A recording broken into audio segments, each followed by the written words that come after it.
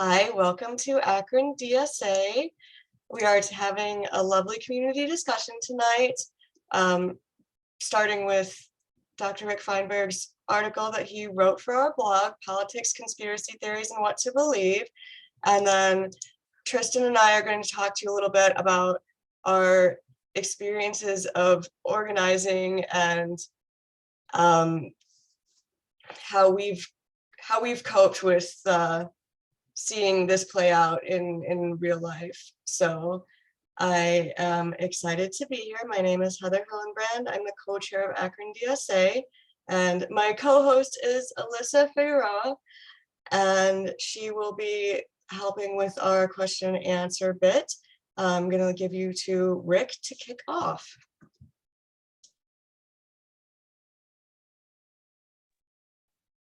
Okay, I'm unmuted now. So thank you, Heather, and thanks to all of you for being here this evening. It's great to see everyone.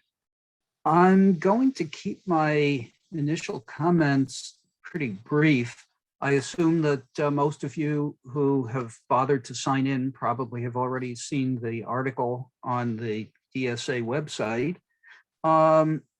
So I'll just give a few introductory comments, and mostly what I'm looking forward to is hearing your thoughts.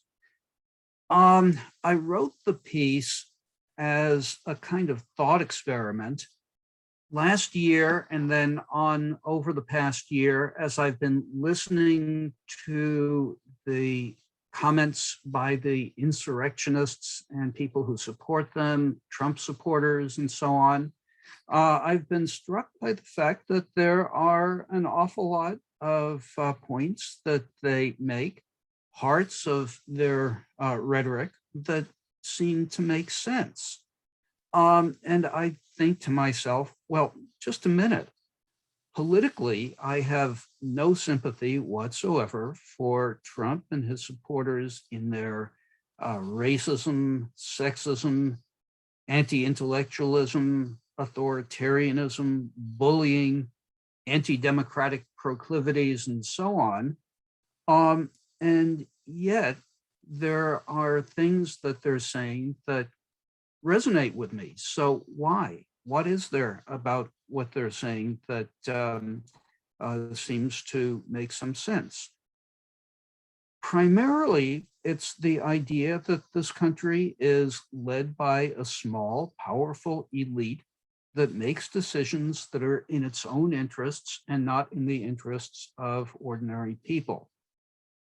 It's also the case that sometimes conspiracies do occur. Sometimes people get together and plan political and economic strategies. If they're planning to do something that they think is going to be unpopular, especially if there is some question as to whether or not it's going to be legal, then they're probably going to keep their plans secret. And that is pretty much what we mean by a conspiracy. And yet, while I accept those aspects of the conspiracy theorists' rhetoric, I don't embrace the ideology of groups like the Proud Boys, the Three Percenters, QAnon, and so on. And then the question is, why not? What separates me from them, or probably many of you, I assume most, if not all of you, from them? One answer is a lack of evidence. But that has to be taken with a grain of salt, because if people are involved in concocting a conspiracy, they are probably going to try to keep evidence hard to find. So it's not too surprising that we don't find evidence readily available. Still, if we're going to accept an idea, there has to be some concrete evidence, and ideally evidence from more than one source. The most fundamental idea, I think, that is behind my analysis of what's going on is what philosophers call Occam's razor. That's an idea that was put forth by a middle-aged philosopher, theologist named William of Ockham. And basically it says that if you observe something and there are multiple possible explanations, you choose the one that's simplest, that's least complicated, that involves the fewest assumptions or premises. And so I have set out a number of premises that I work from that I think can explain an awful lot of what happens in our economic and political system without resorting to the kinds of conspiracy theories that we find with QAnon and the Proud Boys. Basically, it comes from two ideas. One, that most people try to do what they believe is right most of the time. And I think regardless of somebody's political orientation, people I've known, and there are exceptions, but people I've known have generally tried to do what they think is the right thing. The second is that people tend to do what they perceive to be in their own interest. And sometimes what is in their interest may not quite correspond with doing the right thing.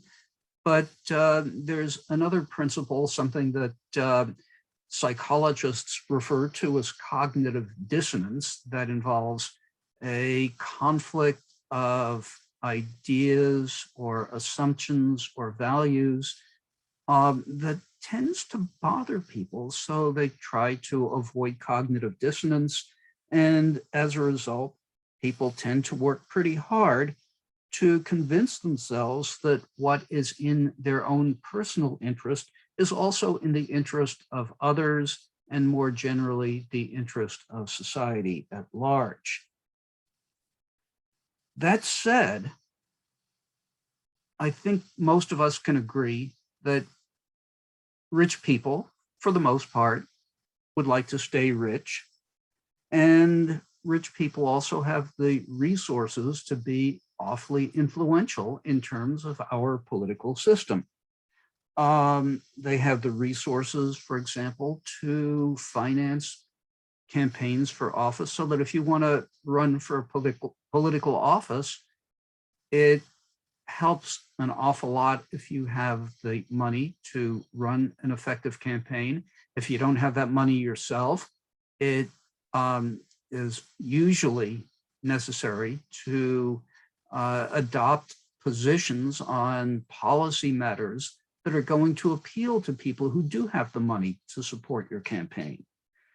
So there's a tendency for people with a lot of financial resources to have an outsized influence on who gets to serve in governmental positions and what policies they tend to implement. Ordinary folk who don't have an awful lot of money see that this is going on. They see that the government is doing things that are not in their interest, and they are interested in figuring out why that's the case and maybe doing something to change it. So they become ready to accept conspiracy theories as explanatory. The reality, I think, is quite different from what the followers of these conspiracy theories assume. If you actually look at who is concocting the theories, people who are leaders in these movements, many of them are themselves members of the elite and are working very hard to undermine the interests of poor people. Our former president is a good example. But the followers don't initially automatically recognize that. what they recognize is that the government is doing things that are hurtful to them, and they are reaching out to try to figure out what they can do about it. And then along come the conspiracy theorists who manage to convince them to join the movement. The moral that I take from all of this is that we shouldn't write off the supporters of these conspiracy theories as evil or stupid. They are, for the most part, ordinary people who are concerned about what the government is doing to them, what the government is doing to people who are important to them. And they are looking for answers. And what we need to do is reach out to these people with explanations and with strategies for change that make more sense than what is being fed to them. So that's pretty much where I'm coming from, and I'm interested in any of your reactions. Thank you so much, Rick. And I know I really enjoyed the article, and it got me thinking. I'm going to hand it off next to Tristan, who's going to tell you a little bit about his thoughts. Go ahead, Tristan. Tristan is an Akron DSA member, folks. Thank you, Heather. Thank you, Rick. As I was hearing Rick speak, I couldn't help but wonder if he had read my mind, because I think we're going to touch on some very similar points. I am not a college professor. I don't think I'm quite old enough to have a PhD. What I am is a concerned millennial, someone who's been politically involved from about 2016 with the first Bernie campaign till right through to 2021 with the second Bernie campaign and the Nina campaign. I've talked to people in deep red Ohio. I've talked to people in deep blue Portland. So I get around a lot. I'm also born and raised in southeastern Ohio. So being an Appalachian, I get to witness these mythical Rust Belt voters, these boot voters, Bush, Obama, Trump voters firsthand. Many relatives of mine are. We often wonder what drives poor, frankly, poor white people to vote for strongman figures like Trump, to support QAnon and the alt-right movement. How could these people that have far more in common with working class people in Cleveland vote against their self-interests at the behests of the 1%? Well, if you go through rural Appalachia, you can see conditions that are frankly heartbreaking. Old industrial towns that sacrificed their blood, sweat, and tears to build this country, to build American society. They've been left behind by disastrous trade deals. They've gotten the short end of the stick as union jobs are replaced with low-income service jobs. They're bearing the brunt of the opioid crisis. But it wasn't always the case. These places were prosperous. They had a strong labor base. An example is West Virginia, a very typical Appalachian state. Are you all aware that West Virginia was a reliable blue state up until 1996? That's politically not long ago. So what happened? How did we get to where we are today? When I think about Appalachia, I think about the economic issues that our country faces. We have MIT economists warning that the US is being regressed to developing nation status economically when we talk about access to water, when we talk about healthcare and food insecurity. We also see hand in hand with that the decline of faith in democracy. People are questioning their government, their democratic institutions. I'm sure we've all read the reports from political scientists wondering, can US democracy survive? Are we at risk of becoming an authoritarian nation? It should scare all of us. That's without even mentioning the January 6th insurrection that we so painfully remembered last week. When I think about where we are today, I kind of think back to my beginning of political involvement in 2016, where candidates like Donald Trump were on the rise, but also candidates like Bernie Sanders. I think of 2016 as the populist year. I think of 2016 as the fallout of the 2008 recession come home to roost. People were sick and tired of promised change in the status quo, sick and tired of business as usual. So rightfully so, as Rick mentioned, they began to wonder, how did we get here? What's causing all of this pain? What is harming our material conditions? When you look at movements like the alt-right and like QAnon, you see a lot of similarities to left-wing thought. The upper 1% has a death grip on our life. They abuse their power. We need political outsiders. In many ways, they're not that different from some core beliefs in leftist ideology, but there are some key distinctions. Before we dive into those, I just have to express a question that's been on my mind for the last 7 years. How can somebody get so close to class consciousness? How can somebody be so close to left-wing ideology, swerve off the road and completely miss the point? I think the answer is complex, but a good explanation would be these material conditions, this economic hopelessness, it gives people this feeling that they're not in control of their own lives, that there are powerful individuals that shape their world, that, no matter what they do, they'll be a cog in the machine. They feel isolated. They feel lonely. Sometimes you're working 2 jobs. Sometimes you're barely making ends meet. And they know that, they don't have a life as good as their forefathers did. They wonder, where do we point the finger? Who's to blame? And that opens the door for them to be taken advantage of. Bigots, authoritarians, and strongmen can manipulate those anxieties and point people towards conspiracism, towards hating the other, towards division. As we witness conditions getting worse, it radicalizes people, and not always in a leftward direction. Right-wing bigotry proposes things like culture war and supremacy as substitutes for class consciousness. What's made even worse is the fact that in many areas, there is no alternative. The left-wing alternative that these people desperately need just isn't there. We don't have the organization. We don't have that foothold because for the longest time, centrism and neoliberalism has taken up all the space for opposing the far right.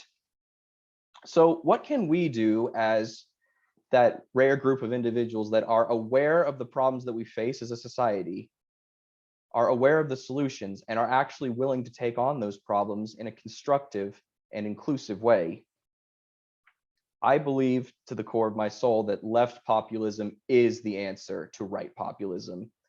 Because while the right offers strongmen figures, the left offers a sense of community, a sense of empowerment. There is no one savior. We are the ones we are waiting for, and we can band together to make a better world.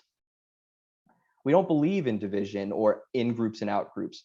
We believe in solidarity. We believe what happens here happens next door, happens in this county, in this country, in this world, and we can bring people in. Now, I know we've had a lot of setbacks along the road to progress. I understand that it's frustrating that our presidential or senatorial, our gubernatorial, and so on candidates may not always have success.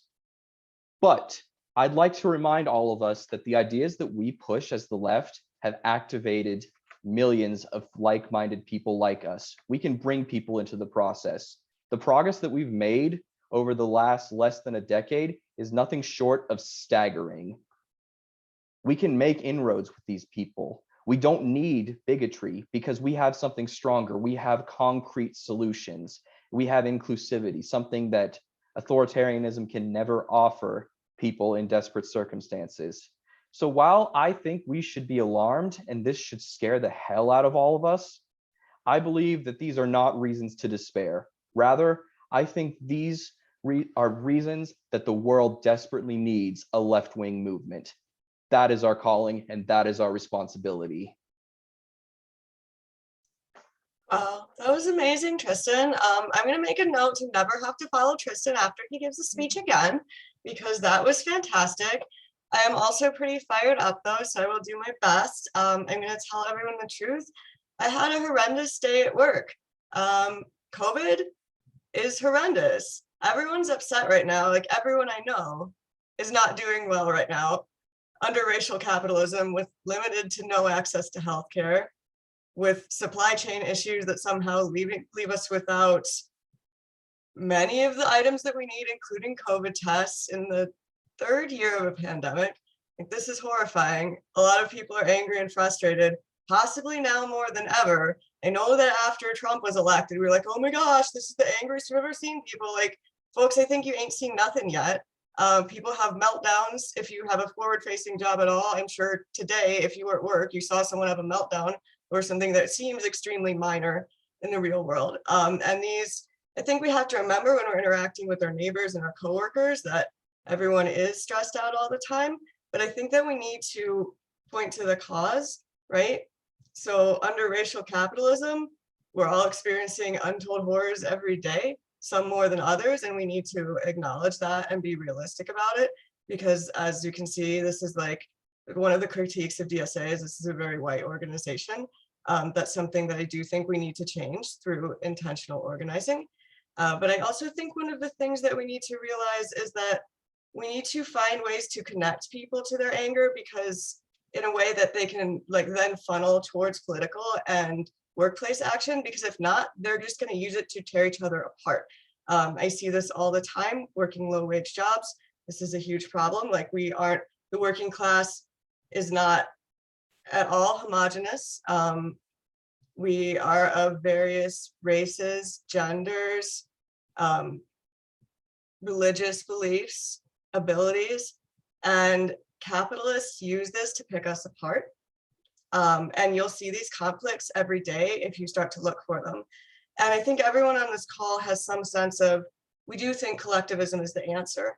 And I know that what Tristan was speaking of really spoke to my heart. I think that we need to be realistic about why not everyone else does think collectivism is the answer.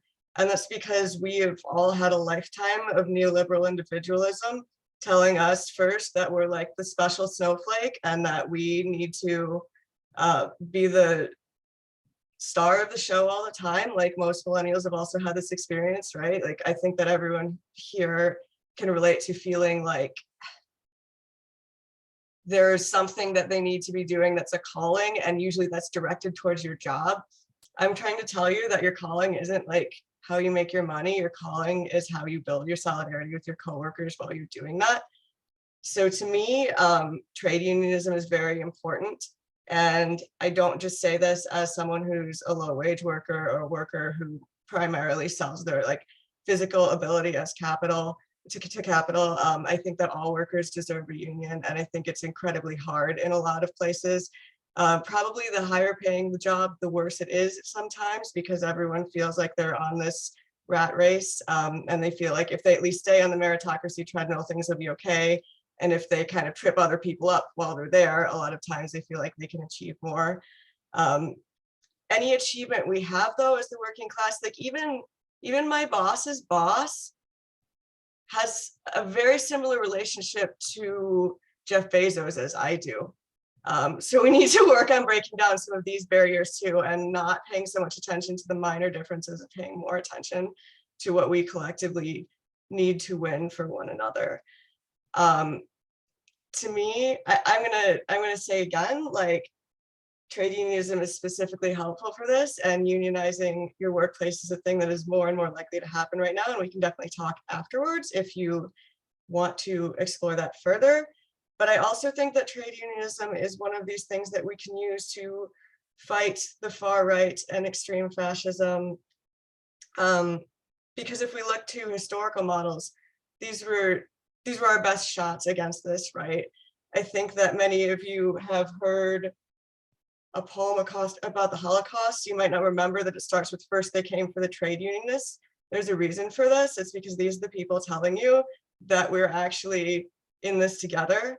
I don't think that most of us are at immediate physical risk from fascists most of the time in our lives for now, which is good. I think that we need to pay attention to the fact that the right is rising. I think the left is also rising. I don't know that we're doing it as quick of a pace because I don't think we've been as serious about organizing for as long. I think we need to get really serious about it. I think we need to have fewer divisions between workers and more being mad at the people who are exploiting all of us. So on that note, I'm going to say, let's open up some discussion. There is a Google Doc if you want to type questions in there. Alyssa is going to moderate and I will hand it off. Thank you. Great, thanks, Heather. Excuse me. Thanks, Heather. Thank you, Tristan. It's wonderful discussion. Yeah, I remember that poem, like reading it as a kid, I think probably in history class or something. And I feel dramatically different now, knowing that, you know, the first two people they came for were the socialists and the trade unionists. Like at this point in my life, identifying as a socialist, I think it kind of puts us in a different position when we're dealing with far right extremism. So yeah, I think those are important discussions to have. So the first question I have here is, the threat of real harm being done by these conspiracies and misinformation cannot be ignored or downplayed. Indeed, we're seeing it play out in some ways with anti-vax sentiments in the never-ending pandemic. How do we find ways to have empathy for those whose actions may be causing us direct harm? And I'd say either Tristan or Heather or even Rick could, you know, respond. Well, I can say a couple of things. One is that I think that in many cases where people are doing harm to others, they're also doing harm to themselves, and they're doing harm to themselves because they've allowed themselves to be convinced of a worldview that is simply fallacious. This also reminds me of a point that occurred to me several times as both Tristan and Heather were speaking, and that is that a strategy for the rulers of any class society for as long as class society has existed has been divide and conquer. And to the extent that the people who are really benefiting from the system are able to get the people who are not benefiting to fight among themselves, they're the ones who benefit.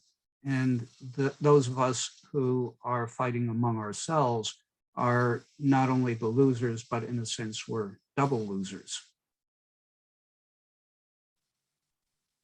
Looks like Tristan has his hand up. Did you want to respond? Thank you, Rick, for that. I wanted to say that there are some actions taken that are totally unforgivable. And I don't think that we should just say, you know, there are like actual Proud Boys running around. And I'm saying, yeah, we shouldn't say, oh my gosh, these poor manipulated people. But there are a lot of people that are being taken along for the ride. And while I have to agree with that, I have to agree with the sentiment. It's like we have every right to be angry and frustrated at these people. But I do think that hearts and minds can change, right? Because if we're looking at building a movement, we don't necessarily have to love or embrace with open arms people that are, you know, white supremacists. But I think that we should be vicious when it comes to attacking white supremacists or authoritarian ideas. And we should be equally relentless when it comes to promoting our ideas. So I guess what I'm saying is, it's like, it is totally justified to be angry at people that have, you know, committed horrendous acts. But I'd like to look at it as we need to promote our ideas. We have to push into the spotlight and give people the chance to take up our ideas. You know what? Somebody once told me the difference between a leftist and a fascist is this. A fascist, if they hate you, if you're not part of their in-group, whether it's whites or Europeans or, you know, or rural folk or whoever, there's nothing you can do to get rid of their ire. They hate you for who you are. But a leftist is focused on ideas, right?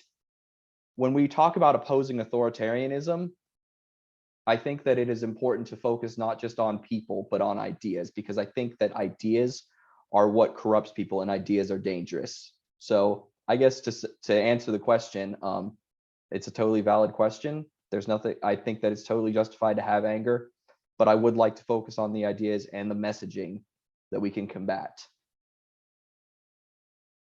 Heather, did you have anything to add? Thank you, Tristan. Yeah, I think that everyone knows I'm like just a naturally kind of angry person. So one of my biggest challenges is dealing with this from people specifically like, so there are people in my union who are Trumpers, right? Like this, like people I see every day. This isn't like an abstract thing to me. These are people I spend a lot of time with. And sometimes one of the things that I think leftists can do, and I don't want to exclusively impugn leftists, but I know it's a real problem. We can be kind of cowards in our workplace. You know, we can try to get along and we can try and be nice and we can try to be everyone's friends and we can think of that as organizing, but that isn't actually organizing, because the loudest voice in the room is the voice that people are going to remember. And when the loudest voice in the room is your anti-mask, anti-vax coworker convincing all your other coworkers to not get vaccinated, like that's a real material problem for you and your coworkers. And you need to face that head on and you need to stand up for it. And it's going to be hard, right? So all of you have probably been in difficult organizing situations before, right? But like they're going to get harder and we need to be uncomfortable and we need to be regulating our emotions while we do it. And that's a challenge. And I think that everyone needs to know that it's also very important to take downtime and to not make your whole life politics, because that can stress you out pretty badly and cause life problems. But I think that we do really need to be more brave and more open as often as we can find it within ourselves to do so. Can I chime in really quick? One thing I wanted just to jump in on that, Heather, I think it's a great point. You know, I think one of the reasons the right has been so successful at getting their message out and organizing is because it's like they do not care if everybody else in the room agrees with them necessarily. And what that means is they're willing to bring their voice and their ideas, as heinous as they can be, to any space where they will be tolerated. I think as the left, we need to do a little bit more of that, which is to say, like in our workplace or in more conservative leaning spaces, if it's safe to do so, I think it is important to bring that voice and bring those ideas with us. You know, we have to be willing to go into the ideological lion's den. I mean, obviously don't go to like a Proud Boy rally waving a red flag, but when it comes to, you know, having those uncomfortable discussions with people that are a little bit more conservative than you, I think it's important to represent our ideas and not be ashamed of them or to back off of them. Yeah, and not for nothing, like you may never convince the Trumper who you're talking to, but if there's 8 other people listening and the 2 of you are going head to head and your points are better, someone is going to remember that. If there's 8 other people just standing there, listen to someone spewing Trump stuff, they're either going to get kind of annoyed and tune out, or they're going to start to listen. And like, neither of those is what we want from politics right now, right? Like we don't really want people tuning out. We want people tuning in, becoming more involved. We want to create more of a democratic environment, not being like, oh yeah, well, that's just a crazy politics person. Like we want to be the approachable version of the crazy politics person, perhaps in some cases. And you can plant a seed with a little bit of confidence and a little bit of conviction. It's like suddenly you might be the very first time that anybody has been exposed to actual left-wing ideas on a subconscious level, you know, like I said, that plants that little kernel.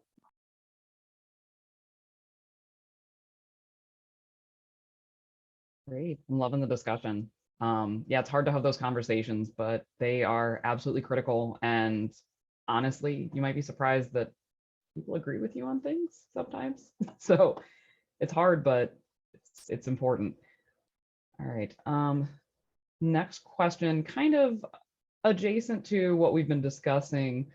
How does the right do such a good job tapping into the emotions of their base? Like, and what can the left do better? You know, a lot of the talking points of the right are very visceral and really taps into their anger and their anxiety. I know, Tristan, you talked about specifically like economic anxiety, But what can the left do better? I don't know. Tristan, I I think don't know if you still had your hand up from before, if you wanted to start it off. I got to jump in on this. I think what the left can do better is to actually be there in the room presenting ideas, because I think for so long the Democratic Party has abandoned people in places like where I grew up in rural Ohio and other rural communities across the state. I think that the problem is that we have fled, that like the Democratic Party in particular, which represents the American left politically, well, what we would consider the American left, it's an unfortunate reality. They have shifted away from their working class roots, and it's, they're appealing to these more, moderate professional coastal types, and that's not going to fly. So I think that it's not just that the right has been so effective at their messaging to people with economics anxiety. I think it's because the most left mainstream political party has abandoned those people. So I think this is where we come in, and that is what our mission is, to speak to those people in a way that neoliberals cannot. I think it's also because people like winning though. I mean, at least in this country, like in the United States, everybody loves a winner. Nobody wants to be a loser. Like, and even though we're in the heart of the imperial core, we also have this weird association with like the underdog and the person who's been downplayed somehow emerging the victor. Like we all want to see ourselves as David. And when you're telling the story of the workers winning, you're telling the story of David. And you really like, and obviously Trump is not. Like Trump is the story of a man with a gold toilet who spewed nonsense at people and won. But I think that part of it was doing with the conviction that he would win. We have an advantage here, right? Like we're correct, and we want things that'll actually help people. So we should know that in our hearts and be confident, because I'm going to push back a little bit on Tristan's strongman thing. Like no one likes a weak leftist either. No one likes someone who's like going to go cry because they feel like this wasn't not the right situation for them, and they're going to like write a Medium article on it. Like nobody wants that. That doesn't win. People want someone who they know will go to bat for them. And part of that is standing up for yourself too, which has been difficult for me, like a lesson to learn. But like it's a lot easier for me to stand up for Alyssa than it is to stand up for myself. But I've kind of come to the realization that if I let people push me around, they're never going to believe that I could lead them to do something better. So that's my take, is people are less anxious when you tell them that you can win for them. Realistically, also, I think we need to understand that people on the right, and I'm not only talking about the extreme right, the Proud Boys, but people from the so-called mainstream Democratic Party on to the right from there have a lot of resources that we don't have. They have a lot of money. They own radio stations. They own TV stations. And it's hard to turn on the radio, at least on any AM station, and not get some radical right-winger haranguing the audience. And some of these people are able to do it with an aura of conviction, and are able to get their message across, especially because the message keeps on coming from so many places. It's not that we should give up, but we should recognize what we're up against. Another factor that I think is important is that there are positive aspects to American culture history that the right wing has been able to tap into. The idea of freedom, the idea that nobody should be able to push me around and tell me what I am and what I am not allowed to do. The idea that Big Brother is not something that should be part of my political universe. Now, in fact, I think that what the right wing is doing more often than not is adopting that authoritarian, anti-libertarian tone but I think that they have been able to twist the rhetoric in such a way as to make it appear to align with their right-wing ideology. And what we might be able to do a little more effectively is to tie into the positive strands of American political and cultural history. Themes like liberty and justice for all, and demonstrate that if we're really serious about that, socialism is the way to go, and capitalism is antithetical to achieving liberty and justice for all.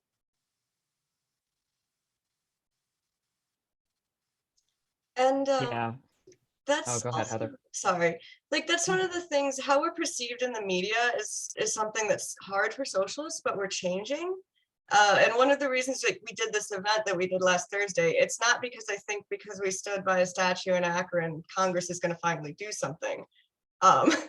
It's because we saw an opportunity to lift our perception in the media. And Alyssa and I had this conversation, but like one good piece in the Akron Beacon Journal, even if it's not particularly accurate and doesn't necessarily represent what we thought we were trying to say in every instance, because like it's still way better than even being on like 10 podcasts that have 100 followers each in various cities around the country. Like people in our neighborhoods read the Beacon Journal and they saw that the DSA did something. And that's not the first time they've seen DSA did something, although this is probably the most accurate coverage we've ever had is DSA. But like every time we can stand up for something and be seen to be doing it when the libs aren't, I think is really important, even if it doesn't necessarily make that change immediately, as long as it's fostering discussion and it's elevating our image in the community, we can use that as an in. And we're just trying to pry this door open, right? So like I can get my toe in, and I can get my fingers in, and I'm yanking on the door, and like it's not going very quickly and it's not going very smoothly, and it doesn't always come out exactly the way I want to, but like eventually I think here we have this opportunity to get these ideas across, because the Democrats aren't getting any ideas across at all. They're just sitting here. And I don't want to sit here and wait until Akron's a red city too, or until we all die, which is like the other option here. None of these sound good to me. Like I'm so glad that people came out. I don't think that everyone who came to that event is going to like go and do the actual work of organizing much of anything, but I'm glad they got the opportunity to feel involved, because you never know when they might remember that we are doing things, and we've had people call us for help before and been able to help. So I'm hoping that as part of our project, what we're doing is getting other community members to see us and know us and feel comfortable with us and know what we stand for. Great, thank you, Heather. Yeah, I know, I don't remember who the comedian is, and he may end up being problematic if that's the case. I'm sorry, but my husband often quotes a comedian who said, you know, the Republican Party is the party of bad ideas, the Democratic Party is the party of no ideas. So it's just, you know, we're not getting anything from them. They're not really doing anything. They're not speaking to people that they should be speaking to. And I think we can kind of have an opportunity there just to talk to those people. All right, I think we got time for one more question. So this one kind of hits home. What do we do about leftist infighting? How much of a problem is it in real life versus online? Locally, thinking about Serve the People, which should in theory be closely aligned with DSA, or at least more closely than the right, but we're not all good to work with. What do you think the best ways are to present a united front from the left? I know this is a loaded question. It's a lot. Tristan, you've been going first every time. Do you want to tackle it? I don't know if that's an insult or a compliment. Sure. No, it's a compliment. I think you've been doing wonderful. Okay, so I think all the infighting is so I am a chronically online leftist. I am also a chronically in-person leftist. And I would say that the infighting is definitely in the former spaces and not the latter. When it comes to the people knocking on doors or doing the volunteering, doing the organizing, I do not think we are as divided as what's portrayed online would be. I think we got to remember that some of these people are as I said, chronically online. They're not really out there doing the work. I think that the left is actually not nearly as fragmented as what some discussion boards would have you believe. I think that we are organized, and I think we are, bringing more people in. I think our ideas are out there. So I guess I should say I'm not as concerned with leftist infighting as some people are. But furthermore, how do we build a coalition? I think we should get used to the idea that we can work with different people on different issues. We can go issue by issue, because in the broader left, it's like I support a strategy of inside organizing, working within the Democratic Party, but I also support outside organizing. I think that any left-wing activities or any left-wing discussion or organizing is good for our cause. So I think we should just take the time to recognize that any leftward effort is better than no leftward effort. Thank you. Heather or Rick, did you want to add to that?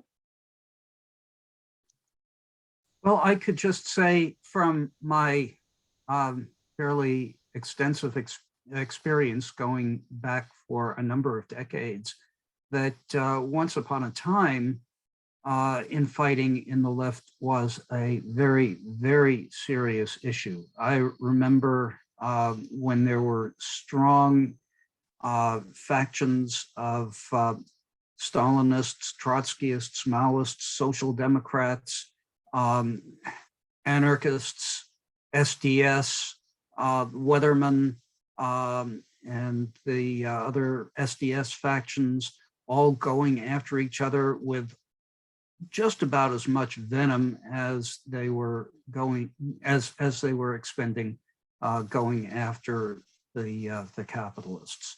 I don't know if I am simply less tuned in now than I was back then, or if it's really the case that there is less fighting. It may very well be that there's less fighting because the Communist Party USA has lost most of its clout with the demise of the Soviet Union. The Maoists have lost a lot of their zeal as a result of the direction that China has been taking over the last few decades. And there have been a number of other changes. So maybe that is giving us more of an opportunity to work together without the kind of infighting that we've had in the past.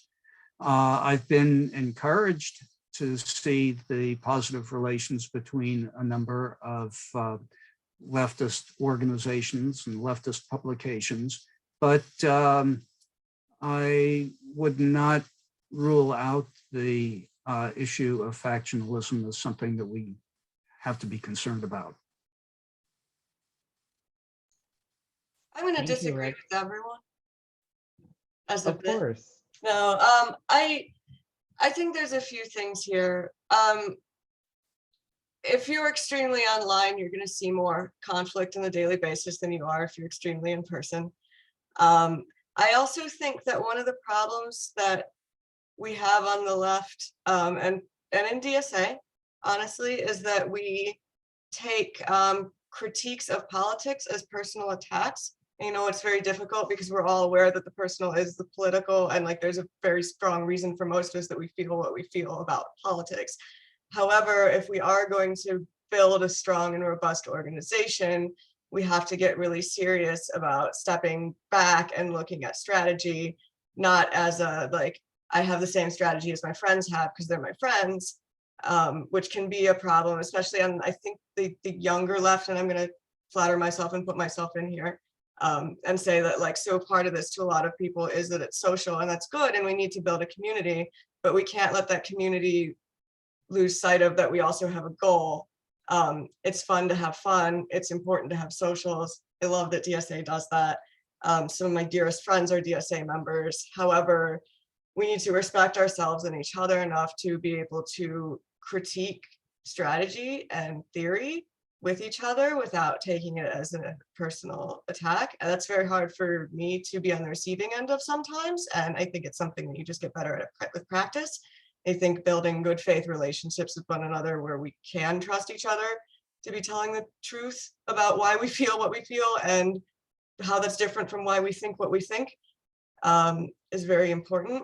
I also think that if the online stuff ever does get to you, it's good to log off or to ask someone else who you know in real life their take on it, because like I've had experiences pretty recently with like, I talked to another person about an argument I saw on the internet, and we had seen two different sides of it, and it was interesting to see how neither side was correct. Think you'll get that a lot. I think that I feel really good about DSA because it's a Big Ten organization, and because we do have multiple tendencies that somehow manage to coexist. And yeah, sometimes it doesn't go perfectly. But we're all learning and growing, and for every time that there is a fight within DSA, I see like 10 things that DSA has done that are great, which is not to just be like, yeah, DSA all the time. But I really do think that the experiences of most people who are active in real life organizers are much different from what you would assume if you just read Tempest magazine. Great, thank you, all three of you. And it's good, I think, to have, like, as we're talking about, you know, factions and things within the left, it's good to have dissent even in these conversations, that people, you know, we can have different opinions on things, and, you know, still at the end of the day, we're still DSA, we're still coming together and trying to win power for the working class. So Heather, I know you have a hard cutoff at 8. It is 7:58 right now, and I'm looking at the doc form and don't see other questions. I am content to stay on if people just want to kind of continue to chat, or we can wrap it up. It's completely up to y'all, but Heather has to go to another meeting. Zoom back to back. I'm going to stop recording now and say thank you all very much. And special thank you to Rick and Tristan and Alyssa for all of your hard work on this event. We had a great one, I think. It's really going to improve my whole day at work tomorrow just thinking about it. So thank you all for being here. And solidarity gets the goods. Good night, folks.